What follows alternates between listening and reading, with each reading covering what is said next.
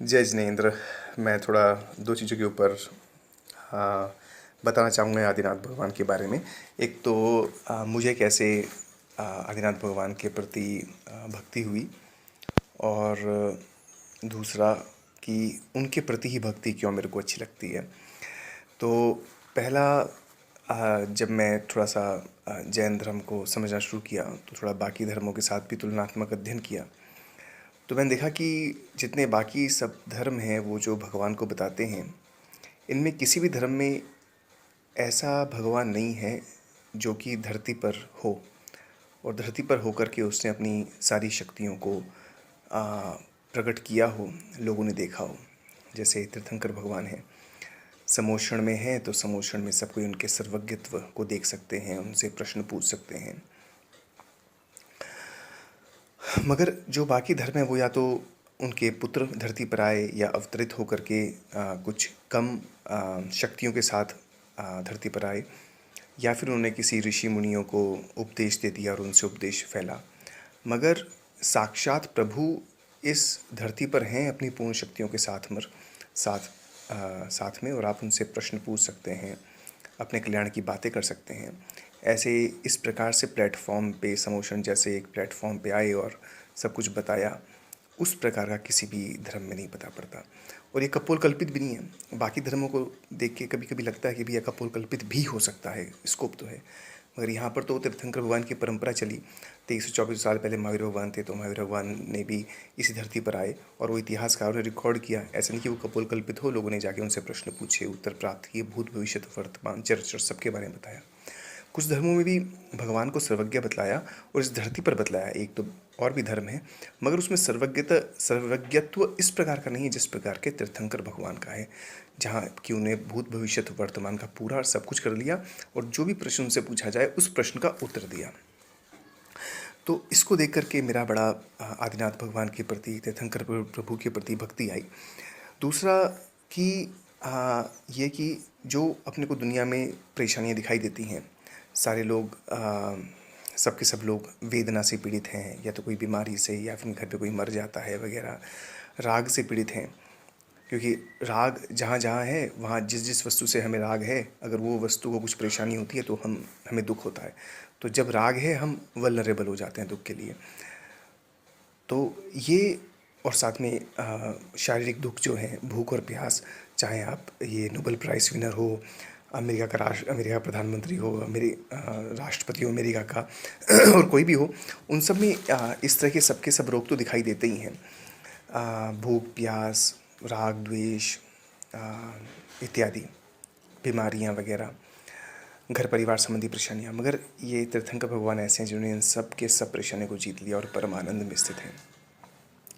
बाकी धर्मों के भगवान में भी किंचित राग दिखाई देता है, विशेष परिस्थितियों में उसमें भी राग दिखाई देता है, वही पूर्ण वीतराग नहीं दिखाई देते। तो पूर्ण वीतरागता और पूर्ण सुख की जो बात है वो तो तीर्थंकर प्रभु आदिनाथ भगवान में ही दिखाई देती है। तीसरा जो मैं प्रभावित हुआ कि कई धर्म बतलाते हैं कि भाई उन्होंने जो है रास्ता बताया मोक्ष प्राप्त करने का या अपना कल्याण करने का, मगर ऐसे प्रैक्टिकल एग्जाम्पल्स नहीं दिखाई देते जिन्होंने कि उनके रास्ते पर चलते हुए मोक्ष को प्राप्त कर लिया हो। जबकि तीर्थंकर भगवान आदिनाथ की परंपरा में आगे जाकर के कितने ही जीवों ने मोक्ष प्राप्त किया। भरत जी ने, बाहुबली जी ने, फिर आगे जाकर के रामचंद्र जी ने, और फिर महावीर भगवान के आगे आके जम्बू स्वामी ने, और कई जीवों ने मोक्ष को प्राप्त किया। तो ये सारी कथाएं आती हैं उनके, कहाँ कहाँ से उन्होंने मोक्ष प्राप्त किया, वो जगह भी हमें प्राप्त हैं। इस प्रकार के एविडेंस के साथ में बातें और कहीं भी धर्म में इतनी क्लियरली प्राप्त नहीं हो पाती।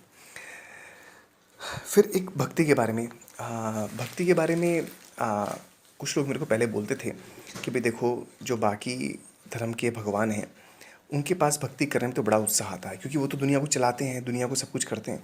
और मान लो आप घर परिवार में रहते हो, आपको कुछ सुख सुविधाएं हैं, मगर कुछ ना कुछ आपको दुख लगा हुआ है। तो जो दुख लगा हुआ है उस दुख को सुख में बदलने के लिए आप भगवान के पास जाओगे, क्योंकि भगवान सब कुछ करने वाले हैं।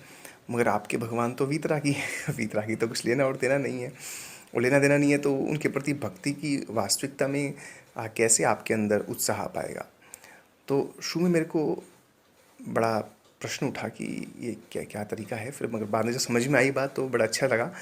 तो जब इसके ऊपर विचार किया तो देखा कि जो तीर्थंकर भगवान का भक्त है वो निकांक्षित अंग लिए हुए है, उसे भोग की इच्छा नहीं है, क्योंकि वो भोग को शत्रु मानता है। वो जो एक सामान्य भगवान का भक्त है वो तो भोग की इच्छा लेकर के भगवान के पास गया है, पारिवारिक सुख को प्राप्त करने के लिए भगवान के पास गया है। मगर तीर्थंकर भगवान का भक्त को तो समझ में आ गया है कि क्या कैसे दुनिया चलती है। वो भोग उसे रोग दिख रहा है, संसार उसे दुख दिख रहा है, परिवारजन उसे शत्रु दिख रहे हैं, ये शरीर उसे छोड़ने लायक दिख रहा है। उसे केवल एक ही शत्रु दिखाई दे रहा है, वो है उसे कर्म। तो उसे बाकी सब चीज़ों से डिसइंटरेस्ट, सबसे कोई रुचि नहीं रही। अब उसे रुचि है कि मैं किस प्रकार से अपने कर्मों को जीत लूँ, और कर्मों को जीतने का एक ही मात्र उपाय है जो भगवान ने रास्ता बतलाया, क्योंकि उन्होंने कर्मों को जीत लिया। अब बताइए कितनी भक्ति इसको आएगी। जो एक व्यक्ति है जो सामान्य भगवान को मानता है, उसकी भक्ति इसलिए है क्योंकि वो कुछ तो सुखी है मगर कुछ दुखी है, और वो सोचता है मेरे दुख पूरे कर देंगे भगवान और मेरे को सुविधाएं मिल जाएंगी ये सारी की सारी। मगर जो तीर्थंकर भगवान का, आदिनाथ भगवान का भक्त है, उसे तो अपना सब कुछ शत्रु दिखाई दे रहे हैं। आसपास का घर परिवार संसार शरीर सब शत्रु, कर्म सब शत्रु दिखाई दे रहे हैं। उन सबसे बचने के लिए उसे एकमात्र शरण दिखाई दे रही है भगवान। तो बताओ कितनी भक्ति आएगी उसे कि भैया आप ही मेरे को बचा सकते हो। तो ये बात मैं थोड़ा सा शेयर करना चाहता था। तो ये मेरी आदिनाथ भगवान के बारे में जो थोड़ी समझ पनपी है, थोड़ी मैंने साझा करी। जय जिनेंद्र।